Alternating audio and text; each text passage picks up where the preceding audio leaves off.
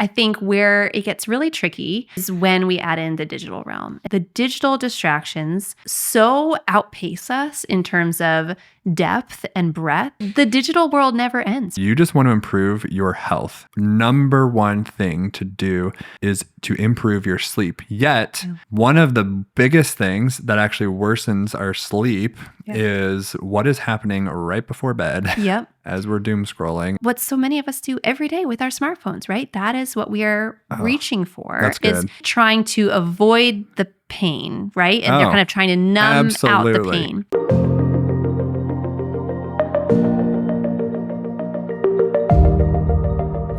Well, hello, and welcome back to the Daily Grace Podcast. I am JJ, your host, and excited to welcome back for her third episode with us, Miss Emily Thomas. And today we are going to do a deep dive on the conversation around distractions, and specifically how distractions pull us away from God. If you are new to Emily, you should know that she has spent the last 2 decades working in various industries, namely the goal-setting industry with one of our sister brands called Cultivate What Matters, as well as the wedding industry. And we are so excited to have her here. One of Emily's passion projects is a little company called The Connected Family. You can subscribe to her newsletter on Substack, follow her on Instagram, and find out all of the things that she teaches there, specifically on how to build a tech-proof family culture, which will be a perfect segue into our conversation today about distractions and things that distract us from God. Oh, and maybe even before we get there, I would be remiss if I didn't tell you that Emily is joining us from the lovely Raleigh, North Carolina area, and her wonderful family, husband and 3 children. Sorry to your son. Are there back in Raleigh. And so thank you for being with us. Thank you for giving us time. And I hope that this conversation is fruitful to our listeners today. As we think through culture and life, we are pulled in a million directions. Yesterday, for myself, for example, I was out the door by about 6:45 in the morning and didn't get home till nearly 9 p.m. Now, really grateful that a small chunk of that was actually a dinner date with my wife. But nevertheless, we're living in a society that doesn't seem to be slowing down. And I think as a believer, as a Christian, if we're not careful, that busyness oftentimes is at the result of less time with the Lord. And I'm not necessarily, though I might be arguing, I'm not necessarily even arguing that only means like our quote unquote quiet time or our Bible reading, but it's a general distraction from time with God. And so before we even dive deep into that, could you help set a framework for us? What are we talking about when we say distractions? Because my day yesterday was full of good things. Were those distractions or were they not? What is a distraction, and why is a distraction of that definition actually posing a problem to our relationship with God? I think that, like you said, modern life for most of us is very full with many good things. And I think we have evolved to be able to handle a lot of them, right? Like we can kind of fit in parenting and work, and it's not easy always, but it happens kind of at a pace and scale that feels human and familiar to us. I think where it gets really tricky is when we add in the digital realm. And so I think the digital distractions just so outpace us in terms of depth and breadth. I mean, it's true. You come to the end of your child's, need of you at some point. They eventually get tired of asking you for things, but the digital world never ends, right? Like there's always another video to watch or email to respond to or website to visit.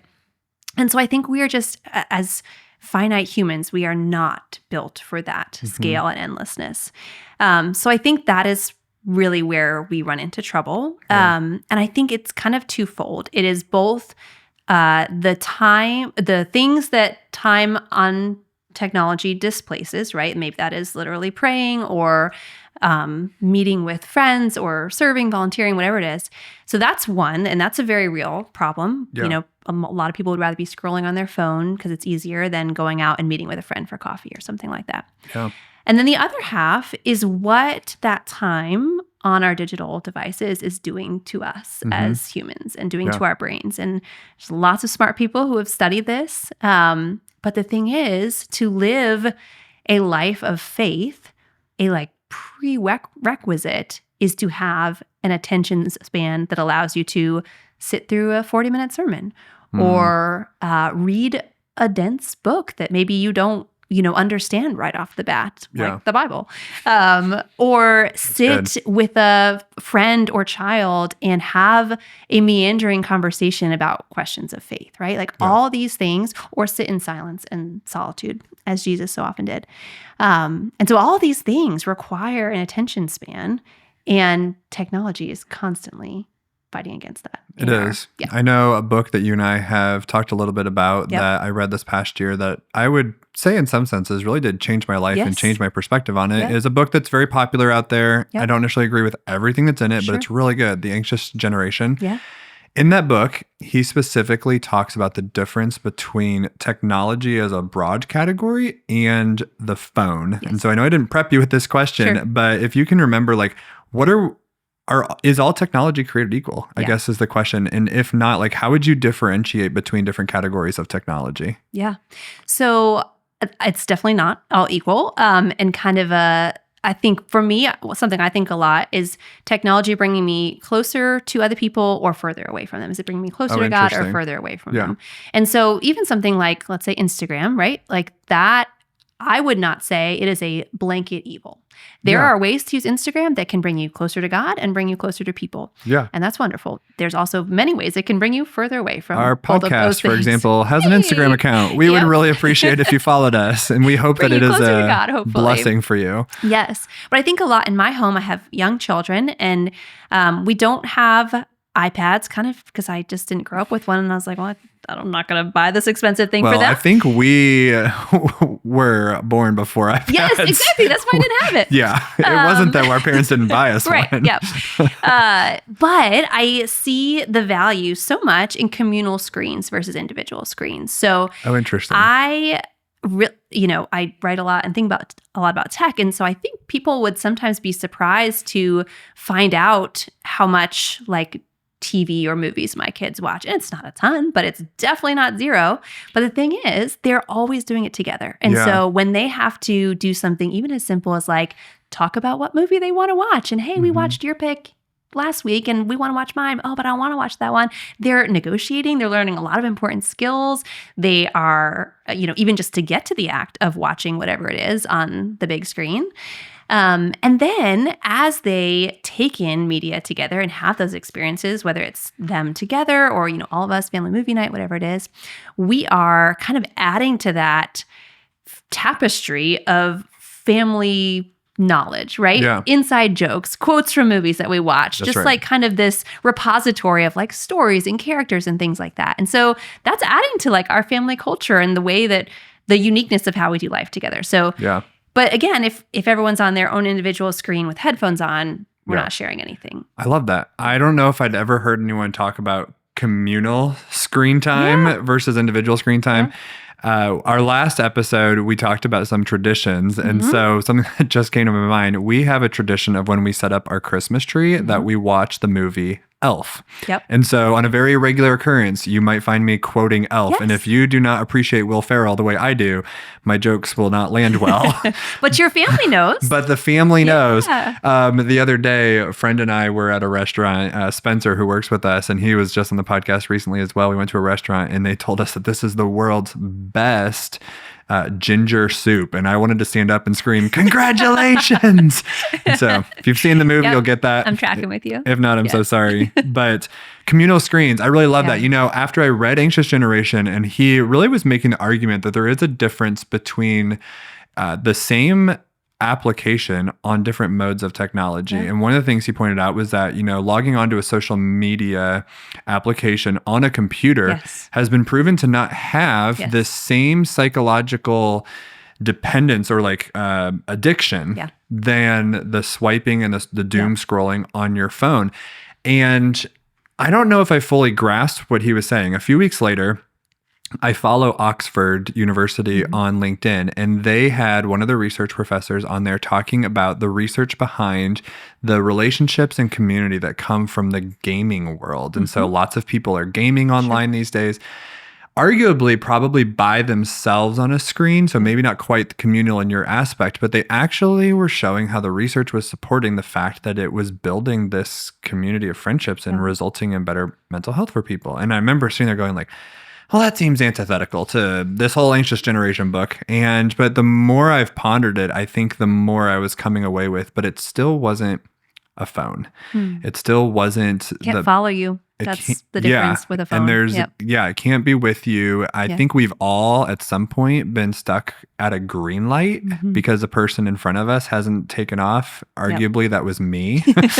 We've been both people. Yes. And I don't remember if it was that book or if it was a different book that even brought that up as an example. And I remember feeling so guilty when I was reading that because I was like, I've been that driver that was sitting at a green light on their phone. And to that point, though, it's building up the practice and the muscle of learning to be bored and learning it is okay to be bored. It's time for maybe you to talk to the Lord. It's time to maybe pray, or it's also okay to just be alone with your own thoughts. Your brain probably actually needs that. And so what is the trade-off when our coping mechanism is digital distraction versus solitude? How have you seen that play out maybe in your own life or in others that you've worked with?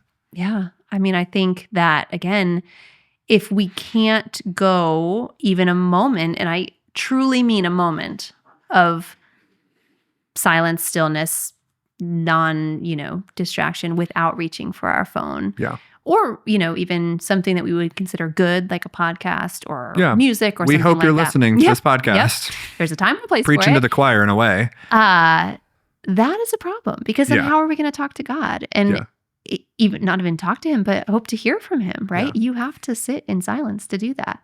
And so that's a real danger for our faith, I think, if we're not able to do that. And I see this all the time in my life. And it's something, I think about it so often, but I think that's like a hard truth is that for me, and probably for a lot of people, there is not really, it's like the bad news, there is not a point when you really like arrive and it's suddenly like easy and effortless to— What a bummer. Yes, to get away from the digital distractions and you're like, zen and you just don't struggle with it anymore. At least I have not arrived there and I try really hard. So I think that is like, it's just accepting that it's going to be a part of our lives, that we are always, unless you are able to kind of seal yourself off from the world, which most of us can't do because, both of our work happens on the internet and, with computers, and that's a good thing. Like that helps us to reach people and do good work. But it also means that like the danger is always sitting right next to the good stuff. And that's like, I guess that's the Christian life too, but it's it's a hard way to live. And we're always needing to be proactively trying to do things to strengthen our ability to fight back against it. I think we underestimate the fact that, we love all our friends out in Silicon Valley, but there's a large group of people whose job in the marketing world is to build technology that is addictive. That's how their business makes money. And that doesn't make them bad people. It doesn't make their corporations evil per se, but they are trying to gamify phone tech in a way that is addictive. And I will admit, personal testimony, that it was probably actually about 10 or 12 years ago. It's like embarrassing to admit. I was in seminary, studying to be a pastor. And so smartphones were still, they weren't new, but they were a lot newer than they are now.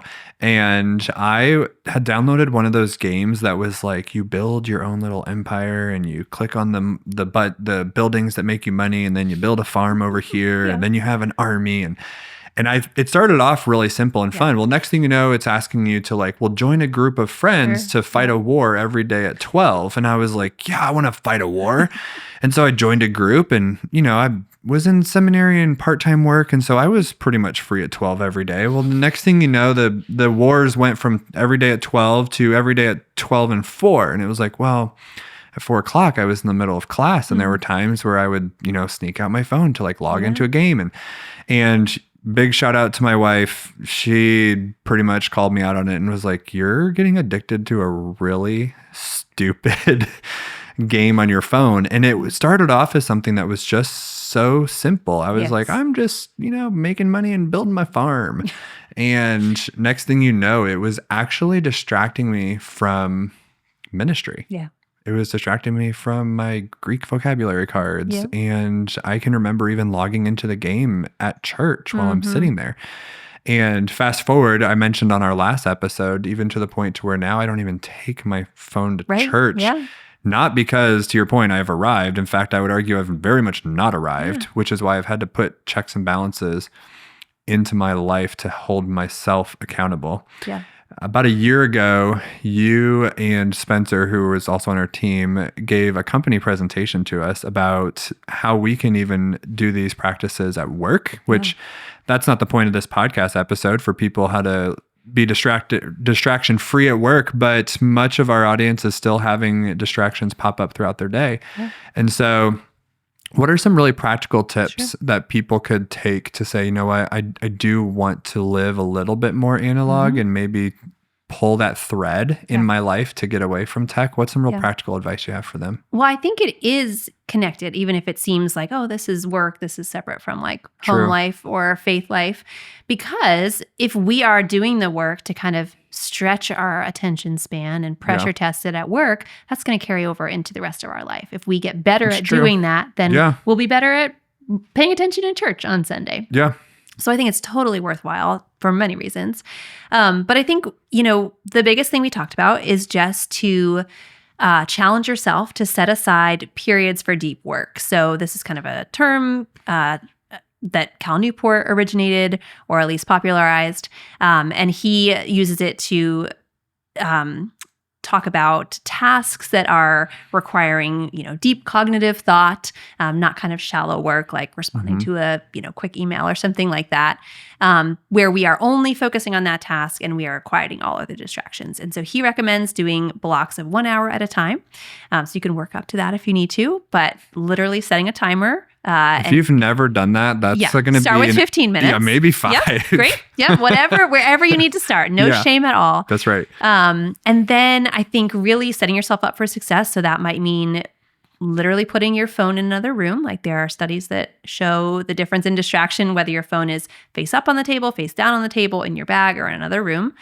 So removing whatever it is. Wait, hold on. So is there a difference between those? Yes. So if it is out of sight, that's going to be way better than either face up or face down on the table. So is face up and down arguably the same? No, they make a difference. So if it's face up, you're more likely to check it. And if it's face down, you're less likely to. But face down is still not as beneficial as out of sight? Exactly. Yep. Okay. Yep. So just whenever you're with someone having a conversation, even like, it's so common, like at a coffee shop, you both sit down, you put your phones on the table, and you might not pick them up, although I would argue you probably would. Yeah. But throughout that conversation, your brain is going to be going to, what is on that phone? Yeah. Because there's probably something there. But if you put it in your bag or, leave it in your car, like you said, you're going to have a lot better time of focusing. Maybe I'm just really judgmental, but sometimes I feel like, why do you have your phone in front of you? I know. No, it's a great question. Maybe that's a me thing. No, I love that, because we need to ask these sort of questions, because we now live in a world where things like checking your phone literally when you're having a conversation with someone is considered normal, but that's not normal. We shouldn't live in that world. No. And as Christians, we don't, as anyone, but specifically as Christians, when we're called to see people and love people and be the presence of Jesus to them, he was the most undistracted presence ever. And so in our own small way, we want to be that for other people. And it can start with something as simple as literally putting our phone in our bag. That's good. But redirecting back just to deep work, I think something else that's helpful is like shutting down, whether you have Slack or whatever it is, text messaging, iMessage on your laptop. And then I like to, the last thing is like, because it's not only digital technology, it's also our thoughts. We're not used to like kind of focusing our thoughts. I'll keep a notepad next to me. And if I have a stray thought, I wonder what the weather's going to be next week, or, I got to text this person about school tomorrow, I'll just write it on the notepad next to me. So then I know I'm not going to lose it, because, we want to do the things that we need to do. But I can go back and stay focused on my task. And the more you do that, it's going to feel really hard at first, but the more you do it, you build those responses in your brain, and there's real, neural plasticity that is happening, that over time it does become easier. So yeah, deep work is worth it. I love the idea of being present with where you're at, which is the antithesis of kind of our opening statement of distraction. So distractions is when something it makes you not present. You could be a million miles away when you're on your phone, even if you're literally with someone. Yeah. Something that came to my mind, I have a couple children that have been going through some counseling and some therapy recently, and they have a professional psychologist, and she was informing me that some studies are coming out, and I don't want to overpromise the studies. We can all go look them up, but that there are some studies coming out that, us men, our prefrontal cortex does not develop quite as fast as you lovely ladies, which is probably why for those of us that have children, both male and female, that we can see that our daughters do tend to mature a little bit faster. And there's some real science behind that. But here's what was really scary is she said the research is starting to prove that actually is lengthening. The prefrontal cortex in men, they used to say that it was being fully developed around age 25-ish. It's now being bumped out to 30. Really? Which, as someone who got married at age 21, I look at my wife and I'm like, I'm sorry you married a child.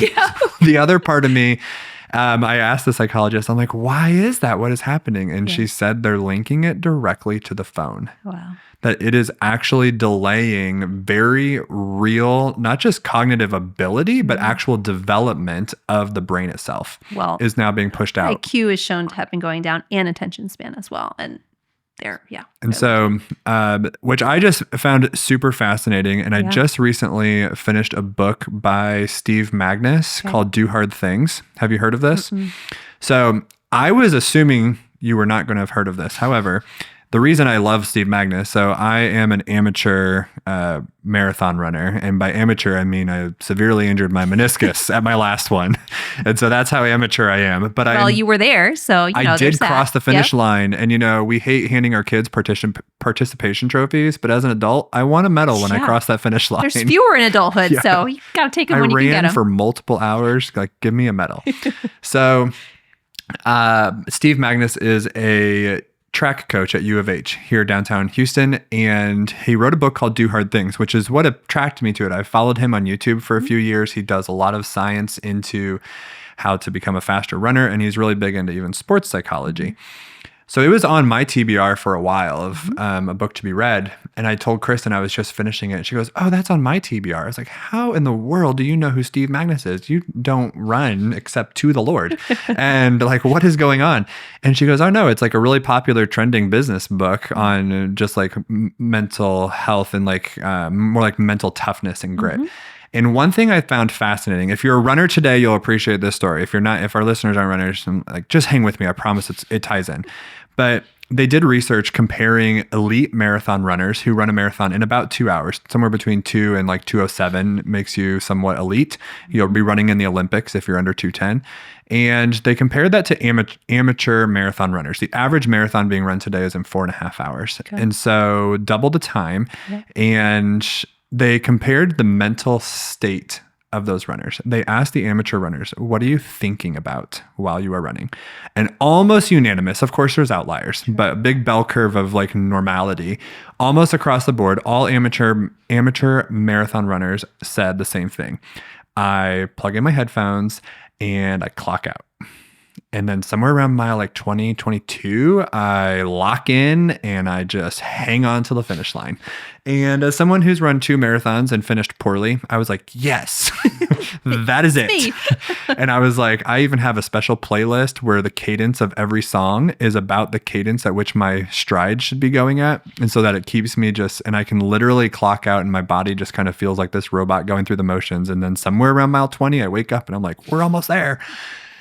And he said, when we compared the psychology of the elite marathon runners, the guys who are running 4-minute and 35-second miles for 26.2 straight miles, doing it in just over 2 hours, they don't wear headphones. They don't listen to music. In their training, they're not wearing headphones. They're not listening to music. And on the day of the race, they are keenly aware of every second of that entire race. That they are tuned in to when their left pinky toe feels off. They know when their belly didn't digest that 100-calorie gel that they just threw back. They know if they feel a little bit over or underhydrated. They can see in the road that there's a crack that looks off that might throw off their stride.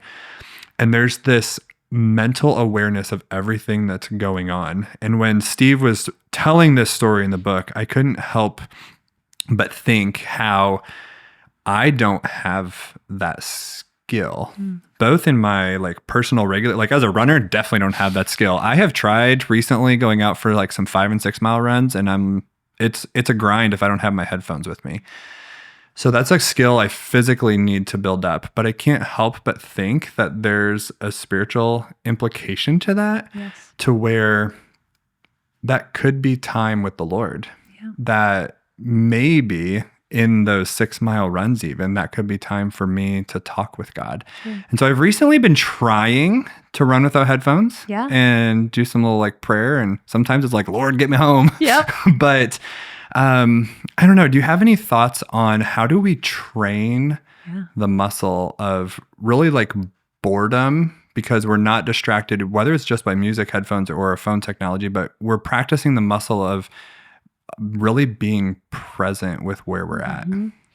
Well, that story made me think about how the amateurs who are locking into the headphones, it's me. I'm not even running, so it's not me. No shame there. But they're really, I think, trying to avoid the pain, right? And they're kind of trying to numb out the pain. That's right. And that made me think about what so many of us do every day with our smartphones, right? That is what we are reaching for. That's good. There's some pain in our life. It could be something very minor, we feel bored, or it could be something much deeper, like I just had a fight with my husband, or my kid was really hard today, or I got yelled at work, or whatever it might be. Wow. And so we reach for that because we know that's going to deliver a momentary feeling of happiness, and it doesn't ask that much of us. And so I think we are so used to, myself very much included, just numbing ourselves to the feelings of life and being a human. And that is not the life that is truly life, right? Like that is not the life that God wants for us. He wants us to feel the highs and the lows and to be aware of what's going on inside of us, but also what's going on around us and other people. And when we're looking down at our phone, numbing ourselves because we're thinking about ourselves, we're probably not noticing the expression on our child's face or the subtle cues that our partner is trying to send us. And so, I just think that just really made me think about that.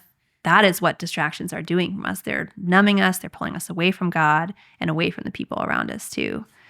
To be honest, it kind of feels discouraging though. Yeah. Because I'm sitting here going, but I don't want to feel the pain of a 6 mile run. I know that's my analogy right now, but to put it in like IRL, like in our real life, to remove the technology that numbs us means I have to get comfortable with pain. Yes. Yep. I don't like that, Emily. Yes, I know.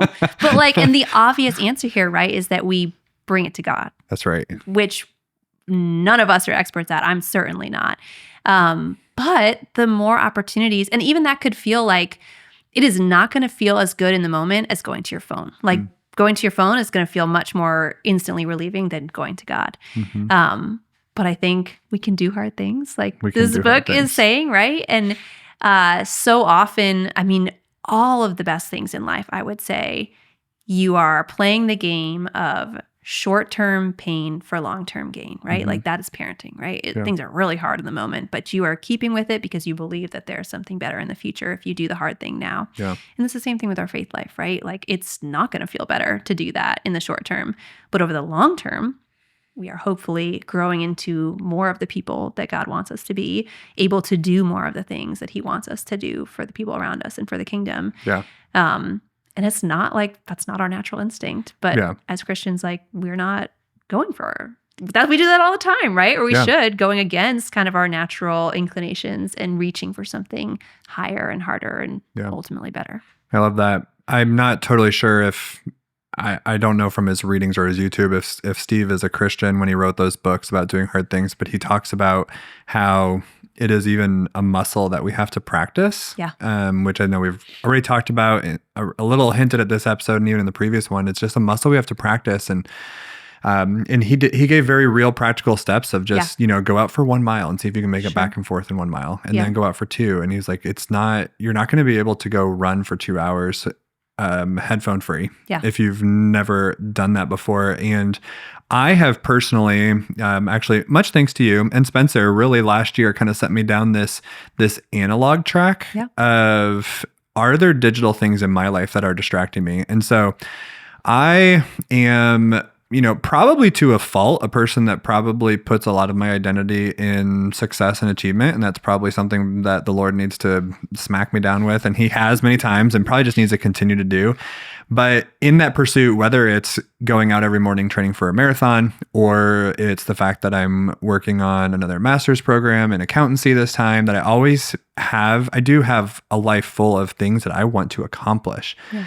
And last year, you and Spencer both kind of made this presentation on, at work anyways, removing digital distractions, because it allows you to really focus on what's most important. Yeah. And I walked away from that and I went and read, I had already read Deep Work by Cal Newport. I went and read his digital minimalism book. And between that book and Anxious Generation, really as a parent of teenagers, was when I was like, wow, I think I have to personally model what I'm going to be asking my kids not to do with their phones. And in that pursuit, bringing it full story to a full circle to running, is I kind of got addicted to data.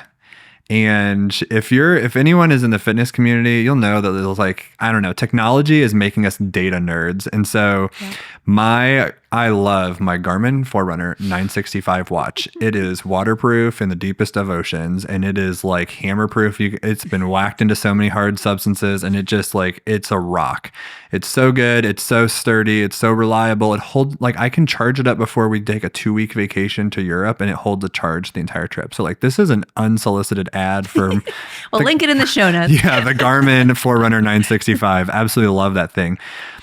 What I noticed started to happen in my own life was, as soon as I woke up in the morning, I looked at my watch to see what my HRV while I was sleeping was. Sure. How was my resting heart rate? Yeah. And then I felt great.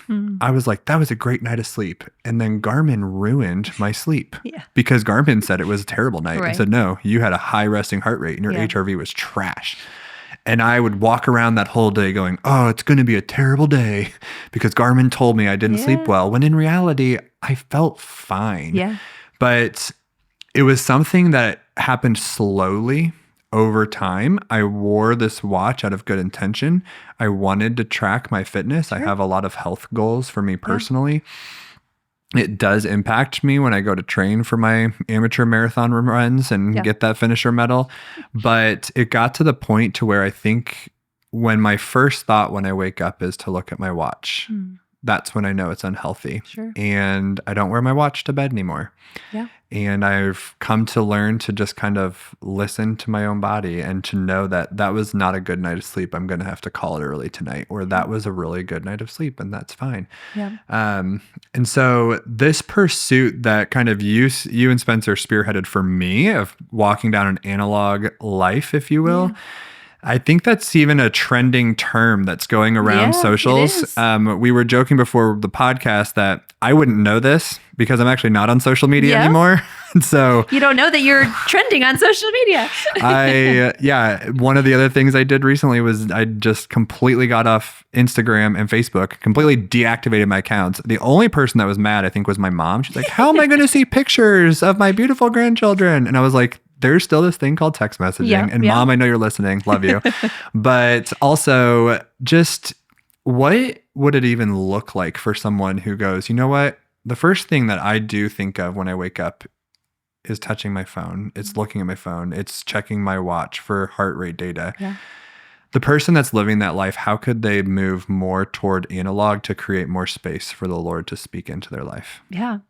It made me think of some of Justin Whitmore Early's books. Yes. We love him. I just finished two of his books recently. The Common Rule and Habits of the Household are kind of the ones that deal with habits. And he has a beautiful way of framing that moment that you're talking about when we first wake up in the morning, and how kind of our daily practices, we can understand them as habits, but they really are liturgies, right? And that they're kind of speaking to us, speaking meaning into our lives. And so if the first thing we do, sometimes even before we open our eyes, is reach for our phone, that is saying something about us and what we value. And it's not meant to be like a shame thing, right? Maybe a little. No, just kidding. Well, I mean, I am of the opinion that shame can speak to us, right? And we don't want to like sit in it forever, but like it's telling us something, and we can use it as fuel to change, which can be a great thing. But he talks about how instead of kind of looking to your phone for understanding who you are in the morning, is that we can look to Christ. And he's, I think one of his rules is like no phone before scripture, something like that. And so he is advocating for the idea of reminding ourselves of our status as beloved children of God, image bearers, before we let the world tell us who we are, because it certainly will. And he also, one of the things he talks about is kneeling prayer in the morning, just super simple. I remember reading that and I was like, I wish I could say I've implemented it. I have not, but I was really, you have? Yes. Okay. Cause I remember feeling really convicted. I actually was doing audiobook on one of my morning runs and I was like, oh my gosh, he's so right. I was like, Lord, forgive me. Like it's all throughout scripture. We see kneeling in prayer. He does. Why have I not done this? He advocates for it at morning, at noon, and at night. And so when I was reading the book, I was doing all three. I read the book a few years ago, and the one that has stuck most consistently is the morning. Just because there's like fewer excuses, you know? So I literally like roll out of bed, like do a barrel roll onto the floor. Because at our age, we're not hopping. Land on my knees. And it's super brief. It's not like a, lengthy or elaborate prayer, but I just say, Lord, like this is your day. Like help me to glorify you in it. And, whatever specific thing I want to pray over the day. Probably 30 seconds. But even starting the day, and we're talking about analog practices and embodied practices, and Christianity is just full of them, and kneeling in prayer is one of them. And so how has that like transformed your days as you look, because how long have you been practicing that? Probably 3 years now. Okay. You look back 5 years ago when you weren't practicing that, and now you are, like, as someone who's listening, myself included, someone who's not practicing that, like, how would you say, like, this has really transformed my mornings this way? I mean, it's hard to, I'm a goal person, so I'm always tinkering with things. So it's hard to isolate effects. But I can say every morning, I am so grateful I did it. And it is, just like we said, it's a reminder of who I am and who I have access to first thing in the morning, before I go into kids that are yelling at each other, or I'm late for, drop off or whatever it is. That is how I start the day. And that is the intention I'm putting into every day. And paired with leaving the phone till later, those two things together have totally changed my day. And also the way I interact with my husband and my kids in the morning. My kids go off to school during the day. Husband goes to work. We're going our separate ways. But having that connection of looking each other in the eye and not being distracted by the phone. I'm going to commit a really big faux pas, and I'm going to announce it on national radio right now. My phone is my alarm clock. Yeah, you're not alone. I know. Yeah. What should I do about that? Okay, so I have an Apple Watch that I do wear overnight. This might not work for you because you maybe don't want to do that. But my watch is my alarm. So that's like... I did do that with Garmin for a while. And now I'm back to my phone, which is probably way worse. Sure. So that's what I use. So I'm like, okay, I'm not going to be tooling around on my watch in the morning. So that works for me. But for most people, getting just like a super basic alarm clock, like I know, it feels $9. So old school, right? There's cool ones now, you could even get one of the sunrise ones if you want to be fancy. Kristen just got a sunrise one for herself. And if you've never seen these before, go look them up on the internet, but it's just a light that turns on. Yes, but gradually. It is, but the kelvins of it does emulate like a warm morning sunrise. Yeah. And sometimes she wakes up before me and I will see that light and I'm like, I'm not ready. Not time yet. It's not time yet. Well, and if we're talking about, practices that help you avoid distraction. Yeah. And this, I actually keep my phone in the bedroom, but it charges on my husband's side of the bed. So it is out of my arm's reach. So I plug it in when I, come upstairs to go to get ready for bed. And so I'm not scrolling at night, which I know is a challenge for a lot of people. And I'm no better than anyone else, but literally just putting it over there out of arm's reach is all that it takes to not do that. Because otherwise I would. Yeah. I think if I was giving myself advice, I would say put it out of arm's reach. Yeah. Even if you have to have your phone as your alarm clock. There's another table in that room. Right. Yep. And people worry about like, what if a phone call comes in overnight? I want to be able to hear it. And like, great, you can just put it on your dresser or on and then you'll probably get out of bed on time anyways, because you have to get out of bed. Emily, I know what to do. I know. But just like when you're feeling, maybe once you finish listening to this episode, just go into your bedroom and move your charger. And then that decision, a one-time decision will reap benefits for hopefully years to come. Yeah. There's not getting too far off our topic of conversation, but it's even on the conversation of sleep, which I think, the Lord instituted rest. Yes. And we think about, Sabbath is usually historically been viewed as like one day out of the week, and people argue what day it is. Christians have pretty much said it's Sunday. But I'm personally not a strong Sabbatarian. I don't legalize the Sunday rhythms. I think true rest is ultimately found in Christ at all moments. But at the same time, there is rest within every day. Yeah. Obviously, it's our sleep. Yes. And Justin was trying to implement just a spiritual cadence of prayer multiple times throughout the day. Yeah. But when I think of sleep, technology is a distraction to our sleep. Yes. And I have been on a fitness journey for about 5 years, and I'm not going to pretend to be the guy with a PhD in exercise science, but you can fact check, the crap out of this stat. It is so true that sleep is the number one thing you can do for your health. Yes. Yes. And so it is more powerful than going to the gym. Yep. It is more powerful than going for a run. And so if you just want to improve your health, the number one thing to do is to improve your sleep. Yet, one of the biggest things that actually worsens our sleep is what is happening right before bed as we're doom scrolling. And so how have you even thought about nighttime rhythms, maybe for yourself and even for your children as a way to experience rest, even, in a physical way, but also just as a spiritual cadence as well, that we're experiencing rest by getting good sleep? Yeah. Well, I think this gets to an interesting point, which is that Christianity is very clear that we are humans from dust, right? Like we are human creatures. We just had Ash Wednesday. Yep, that are finite and limited and frail in so many ways. And technology wants us to convince us that we're otherwise, that we are limitless and that we can be productive in increasing amounts forever. And that's just not our reality. And that's not how God made us. Are you telling me I can't do it all? Exactly. You that's cannot. Crazy. You cannot. And so I think God, like in his kindness, was like, you need to sleep. This is good for you. I created you to rest just like I rest.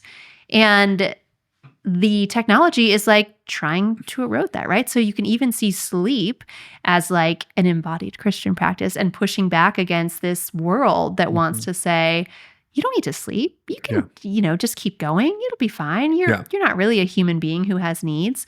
And of course we don't like think about it like that, but that's really what we're saying when we stay up way later than we need to. Yeah. There was a book, I can't remember the guy's first name now, but last name Walker wrote a book, Why We Sleep. Okay. And in there, he references those superhumans who are like, I only need 4 hours of sleep and I'm amazing. And statistically, it's like 0.1% of people. Like it is like there are about 6 people on earth that's true of.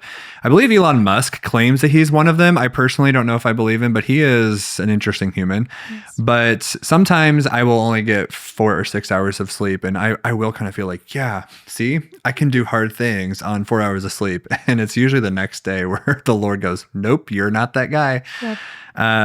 But just as a way to remind us that sleep is important. It's how God created us. And it's been something from the beginning of time that God instituted in the beginning stages of the Bible, that we need sleep and we need rest. Throughout church history, throughout all of that, we have, Christians have come along and created other practices that have allowed for us to remove distractions from our life and have this embodiment of joy and the presence of Christ. And so what other things have you seen throughout history that Christians have been like, this is a spiritual discipline or a practice or a tradition tradition, something that we're going to do. Obviously, technology is new in the grand scheme of the timeline of humanity. Yeah. But how has a church handled this conversation throughout history?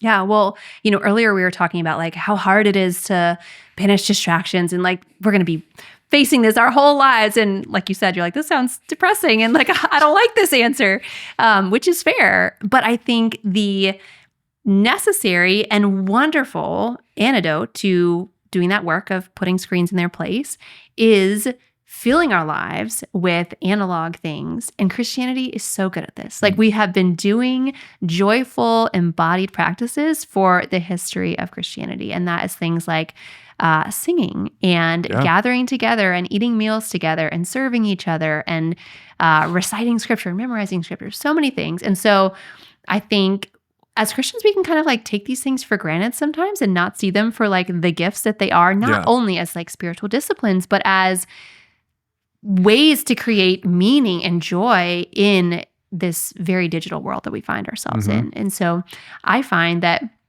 incorporating them in different ways in family life and my own life has been one of the best ways I push back against digital stuff, is not, only trying to banish the digital distractions, but to focus on filling my life with good things that bring me meaning and joy. And so one like very simple one is we sing our blessing at dinner as a family. Oh, interesting. Yes. So we used to just do like, normal extemporaneous prayer, whoever wants to do it that night. But we've taken to singing. There's a round called for health and strength that my family sang growing up. It's a round? We do it in a round, yes. Do like every person has their own? We usually split it into 3 parts. Okay. So, yeah. I love this. Or the Gloria Patri or the doxology, which we don't sing in our church, but we grew up singing. And so like I love the idea of teaching it to my kids. Yeah. And it's just, we do it every night that we eat together. We hold hands and we sing like the Gloria Patri or whatever it is. And it only lasts, 15 seconds or whatever. But every single night, I just have a smile on my face. Yeah. And I have a smile when he's talking about it. Like, it's just, Do they think you're weird? They're like, Mom. It's interesting. So I can remember as a child being embarrassed when my family like prayed before dinner and I had a friend over. So my kids are, they're going to go through different stages. And you're like, I'll one up this on my children. We're going to sing together. So we have done it, and they have specifically asked to do it with their friends. And the friends join in depending on what we're singing. They try. The For Health and Strength is very easy. So I don't know what's going on, but I think you have little evangelists in your house. It is something that is so different from normal life. Like we don't often hold hands with people or sing together. But there's a lot of research studies that show that singing together with other people brings like all sorts of good, effects on us. Yeah. And so anyways, that's just like one small example where we have tried to insert into our busy modern life this weird moment of extending beyond ourselves and very like corporal, like holding hands, That's beautiful. Yeah. I absolutely love that. I don't know if our podcast audience knows, but my background was in music, was in music ministry. I knew you would like that one. For about 20 years. Yeah, I really like it. I have a feeling my 14-year-old's going to be like, what? Yeah. And she is the one that has the best singing voice in the whole family. She has so much natural talent. It's insane. I'll have to show you sometime. There's if anyone's listening, you can scroll way back on Kristen's Instagram, and she did some church solos at like age 5, and even at 5 years old, her intonation, her pitch was like so spot on. But 14-year-olds, they're so cool, and I think now she'd be like, Dad, so I get it, I'm absolutely. Like, but like, get over it. Yep. I think that's beautiful. It's beautiful. I had a music professor in college who I was in the church music program, and I remember him telling us like, where in the world do you go where you sing communally? Yes. And I could only think of 2 places. I was like the 7th inning stretch at a Cubs game. Birthday parties. And I hadn't thought of birthday parties. So there's a third. Yeah, birthday parties. And both of those are arguably super off key tone, and church. Yeah. And there is, it's no surprise we see God instituting worship in the earliest pages of Scripture. I even think of Miriam's worship song in I believe it's Exodus 15. And we see the Israelites just gathering together to worship through the Psalter all throughout ancient history. And then just it's a practice that has stayed true from the beginning pages of the New Testament church. And so another story about singing. So my community group does like a, Christmas party in December or whatever. And in the last couple of years, we happen to have our worship director is in our community group. So we have a little bit of an advantage. Okay. So we're starting together. But we have sung carols together at that party, and he'll just like play the guitar and we'll all sing. And we're just sitting around the living room. Like, it's nothing fancy, but it's kids and grownups together. And I like love it. It's one of my favorite nights of the year. It's just, again, it's like takes you out of normal life. And I love anything that helps me to my normal everyday life to feel a little more elevated and different. Yeah. So we've done this for several years. And this year, one of our high school babysitters, she babysat for a community group for many years before she went to college. And this is her first year at college. And so she texted me a few weeks before December, and she was like, I'm going to be home. Like, can I come say hi to everyone at community group? Of course you can come. So she came, she had dinner with us. And then the kids, of course, like were all playing with her. And so she was there when we like started the singing, and she stayed and was singing with us. And she texted me later and was like, oh, like, thank you so much for letting me come and whatever. And I was just looking at her and I was like, gosh, I don't know everything about what her life looks like at college, but like, I can imagine she's not doing a ton of like sitting around in multi-age groups singing together. I would imagine not your average college dorm. I was just thinking like, wow, that's so cool that we were able to like fold her into this experience and maybe remind her of some things outside of college life and like the best parts of life. And, you can get so like focused in on your narrow circumstance, and college life can be hard in a lot of ways, but to be able to put people into experiences where they are reminded of the best parts of life and the way that life is really supposed to be, I think is really cool. So, that's amazing. Yeah. I love that. I think even as a parent, I'm constantly looking for activities that I can get my children involved in so that they're not necessarily being attached to a screen or to a device. Yep. And so I personally kind of push back on the whole like sports culture. I think that's kind of overtaken a lot of our youth today. Yeah. I remember being that kid that was like, yo, I'm going to be 6'3" and I'm going to play professional basketball. And then it's like, joke's on me. First of all, I never got to 6'3". Even if I had, I still would have been a short king on the court. Yeah. And so those dreams obviously never came true. But as now I'm a dad and looking at my children, it's like, man, I don't want them to idolize sports. But at the same time, one of the benefits, I have a daughter that's in gymnastics, and it's highly competitive. I didn't know when I signed her up at the school that it was Simone Biles' era, and Simone's from Spring, Texas, which is where we live. Yeah. And her coach the owner of Emily's gym had coached Simone at one point. So people travel from all over Houston. And I was like, oh my gosh, what did we sign up for?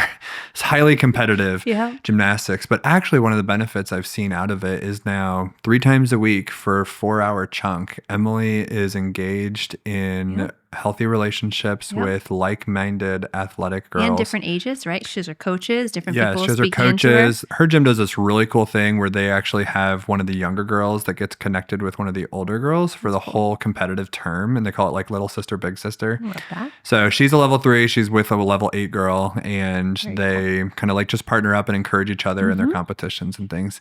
And though I think it's a little too competitive for my liking, I think it's worth it because it gets her physically engaged and it's teaching her a skill of being physically present with people. And unfortunately, that seems to be lost. And it's really sad that even as Christians, it's affecting us, because if anyone should be pushing back on digital distractions, it should be those of us who have the spiritual disciplines to avoid those spiritual disciplines, if you will. And so in the community too, right? I think that's one of the most beautiful things about church is that you already know you have certain things in common. You're kind of aiming at the same direction. Yeah. You want the same things for your kids in a lot of ways. And so, it's really hard to strike out alone and make different choices for your kids if everyone else around you is giving their kid a phone at 10 and social media at 10. But at church, whether the larger group or maybe a smaller subset of it, we have a ready group of people that maybe not everyone's going to agree with you, but I am almost certain that some people would, right? Yeah. And so we have this opportunity to build community and to find even one like-minded friend can make it so much easier to really go the distance in holding off on screens and social media for our kids and for ourselves too. Same thing, we can hold each other accountable, but I think especially for kids, it's just really valuable. Yeah. Emily is 10. She's in my gymnast. She's been begging for a phone. She's just about to be 11. And we kept saying, no. This is so silly. Like, I didn't get a phone until I was 16. And it was like, remember the old Nokia phones that only had the snake game? Yeah. And that snake, I could get that sucker to be super long. And that was it. And it was back in our day, we had to pay for every text message. So you didn't text. That's right. Yep. So it was only just for phone calls in case my car broke down. And I was thinking through, Emily keeps asking for a phone. I was like, you don't need it. And then a few months ago, it was actually in the summer that she had a gymnastics practice during the day, and we just totally forgot to pick her up. Like, I'm not talking about for minutes. It was a few hours. And I get this phone call from one of her friends' mom, and who fortunately I had her phone number in my phone. Yep. And it said so-and-so's mom's cell phone's calling. And I was like, that's odd. And I picked up and I was like, what's up? She's like, well, I'm just picking up my daughter. And Emily says she's been sitting here for hours. And I was like, parent fail. Oh, it's hard. Like summer hours while mom and dad are at work. Yep. And so totally failed. So I went and picked her up. But also, so the funny part was Emily was like really mad and frustrated. And she was like, you forgot about me. And I was like, I know, I'm so sorry. And she was like, this is why I need a phone. I was like, but look, you're fine. Like, you're actually fine. I was like telling her all the times of when I was a kid and how, that's just like normal. And I would go here and wouldn't have a phone. But fast forward, I did actually recently succumb to a little bit of the peer pressure, but we compromised. We got Emily a phone, but we got her one of those Gab phones. Yeah, it's a great starter phone. And it's really just, it only does texting and calling. And Emily already knows that like we have some rules in place, but I'm going to be checking in to be like, who are your contacts you're adding? Yeah. And it's actually been pretty cool. She was a little upset that she didn't get a big girl phone, but her first night she took it to gym with me because I told her then like I usually park in the back of the parking lot, and then when class gets out I pull up to pick her up, and I said, well, just text me now that you're here, text me when you're out and I'll come pick you up. So she gets in the car and I said, how'd it go? I was like, your text message, I received it, went great. And she said, oh, like 2 of my friends told me they have Gab phones too. And I was like, oh, that like camaraderie around, like, so she no longer feels like she got the junior phone. And I was like, that was really helpful to that point about community. Hopefully we can find people to do life with that will encourage us to live a similar way. Yeah. So Emily, to the person who wants to go a little bit more analog, as we wrap this up and we want to carve out more time for the Lord, less digital distractions, what is that first step of just in the Cultivate language of just getting started? Sure. We want to make progress. We're not striving for perfection, but we want to give our audience an actionable step about like, here's one thing we can do to create space to be present with the Lord. Yeah. Here's one way we can remove a digital distraction. Yeah. What would be your first recommendation? I would say I would think about your life and kind of your habits throughout the day or the week and choose one no zone for a phone. No zone. We talked about kind of I family thought you dinner. Said nose, own, and I was like, I don't know what that would be. I got it now. A no zone. My prefrontal cortex is catching up. Okay. Still working on it. So it could be family dinner, right? When you're eating together, or family breakfast, or whatever fits your family schedule. It could be like we talked about, the first hour of the day. Or even the last hour. The last hour. That's maybe where I need to go. The hour after your kids get home from school or something like that. Or even you and your husband or whatever it might be. So I think that would be a great place to start. It doesn't have to be like all of those things. Yeah. I know you might be feeling motivated to like make some changes, and that's great. But small, consistent effort over time is where progress happens. And I will just give a brief plug, and this obviously is not sponsored or anything, but I have been using something called the Brick, which I think we've talked about. You've told me about this. Yep. I have not tried the Brick, but I've even heard other people around the office talking about it. I have converted a number of people across Daily Grace Enterprises. It's just a super simple little square that I put on my refrigerator, and you tap your phone to it, and it shuts down the apps or websites that you choose. So whatever is your unique distraction, you can choose to shut that off, it's one tap. But the real magic in it is that it's physical. So if you are bricked and you're upstairs, you're not going to go all the way back downstairs to, unbrick your phone.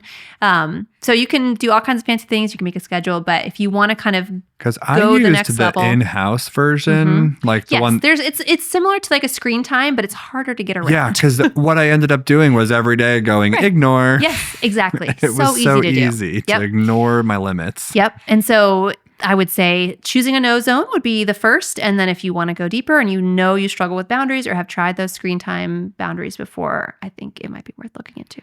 I love that. So the encouragement to our audience today, look for one no zone, and it would even be brownie points if we can fill that same time with special time with the Lord. Yeah. It could be Bible reading. It could be Bible study. It could be prayer. Yes. It could be it's just silence and listening. Listening. It could be a conversation with a spouse. Yeah. It could be intentional conversations with a kid about spiritual things. Yeah.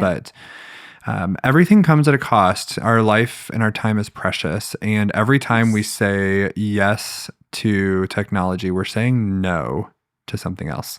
Yep. And I can't help but think at times we're saying no to the Lord. And so I don't say that out of like spiritual manipulation, but I say it out as someone who's like, I think I'm preaching to a mirror right now. And I'm sitting here going, I think my nighttime needs to be my no zone.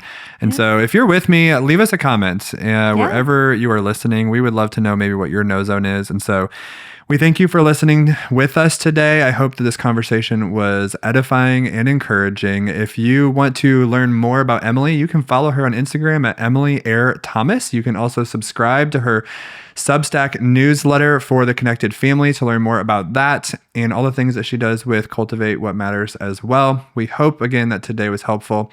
There is a feedback form in our show notes that we would appreciate hearing from you. Tell us how we could make this podcast better. And please leave us a review wherever you are listening. It helps our content get out and hopefully be a blessing to more people. We appreciate you listening. Grace and peace.